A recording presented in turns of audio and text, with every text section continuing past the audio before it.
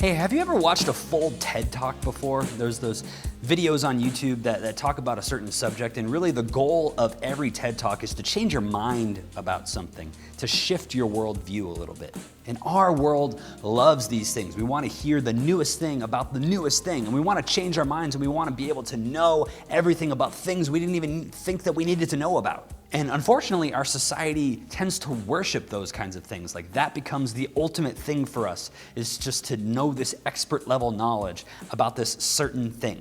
What I love about Acts chapter 17 is Paul almost gives a TED Talk to these Greeks, these people that didn't know anything about Jesus. And this was an ancient Greek city that had monuments and statues and everything that people worshiped, because at the time they worshiped Greek mythology.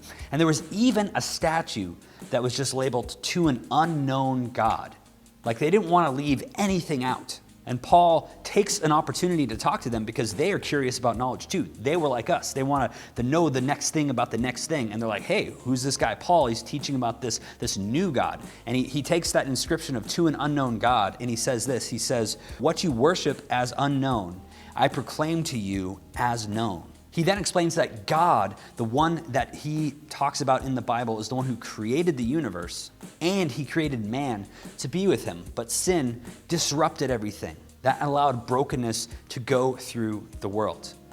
And then he doesn't mention Jesus by name, but he alludes to Jesus coming and saving us, but judging us for our sins. The whole point of Paul's message is that they can know God. Now, they had never heard of this God before, but Paul was saying that they can know the one true God who rules over everything. His argument was that when we don't worship the true God, all we're doing is just worshiping his stuff and not him. But Paul is saying that we can know him, like really know him. And the cool thing is, a lot of people believed what Paul said, and some people didn't. They walked away. But some people wanted to hear more from Paul.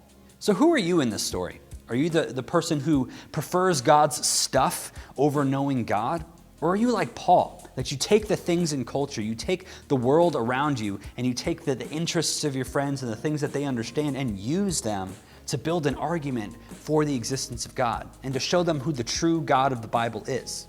Paul's goal and our goal is always to share Jesus with people, to get the story to Jesus. So when you're talking to your friends, point to Jesus somehow, mention it. You can drop little Jesus hints. You can drop the whole gospel if you want.